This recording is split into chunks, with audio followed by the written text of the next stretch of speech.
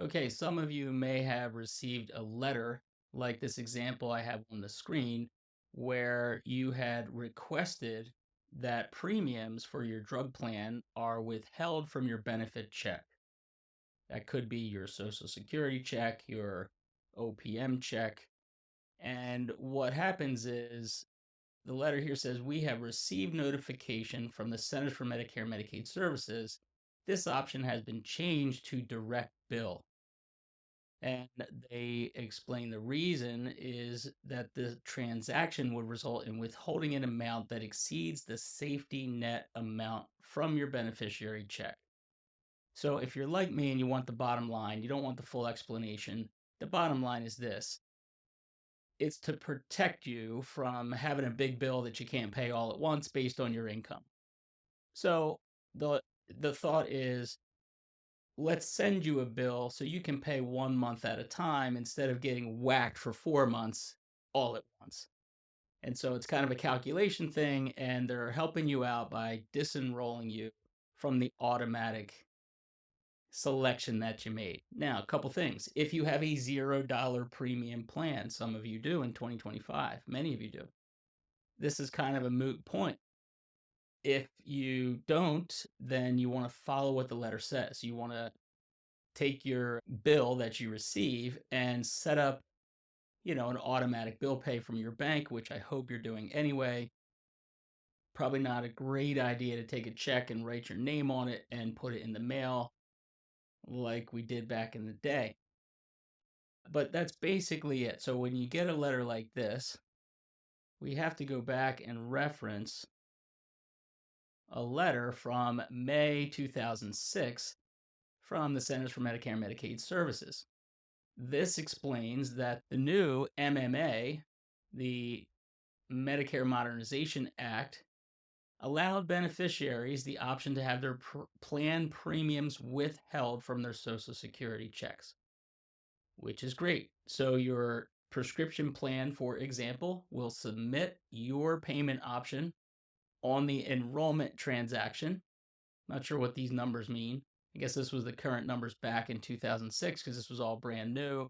So they were having to keep track of everything. Sorry about the screen jumping. My mouse is acting up here a little bit. But what happens is, okay, once withholding begins, it continues until SSA receives a disenrollment transaction or there's a change in the member's low income status. So the point here is that this process is complicated by the number of systems involved and their different processing cutoff dates. So there's a lag time between when you ask Social Security to take your drug plan payment, right? And this happens automatically. If you're working with me, it's on the application. I handle that usually with you, but I'm hitting all the buttons and checking the boxes, so I do all the heavy lifting. Okay, but that's when I say you selected, okay, it might have been we selected, but that's what went onto the application. So from that point, let's say it was during annual enrollment. Okay, so November to December. Let's say it was December. Turn the application in December 1st. Okay, so we need coverage to start January 1st, but it's a complicated process.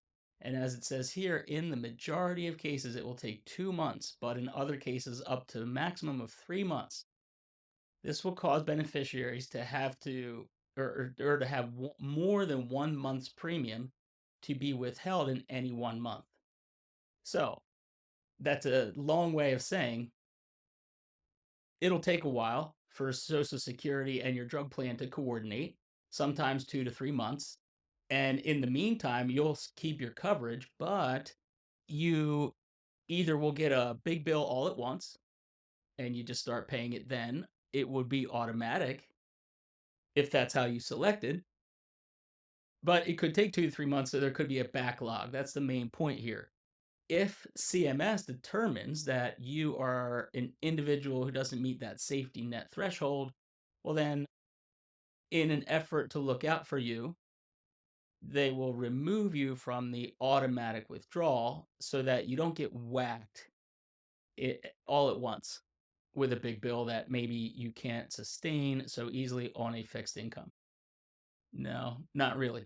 So the main point again is that if you get a letter that says, "Hey, we changed you over to direct bill," that probably means that you've exceeded a safety net amount from your beneficiary check. In other words, that they're concerned that you're going to go over some limit and that's going to hurt you financially. So, no problem. You just do what it says, is that you just pay the invoice just like you would with any other bill. There is a grace period.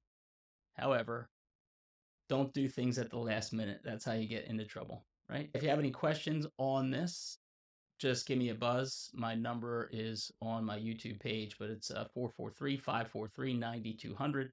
I appreciate if you subscribe, if you like this video, and share it. Like and share, subscribe. That'd be a big help. Thank you so much. If you have any questions, just chat on here and be happy to answer them for you. All right, take care.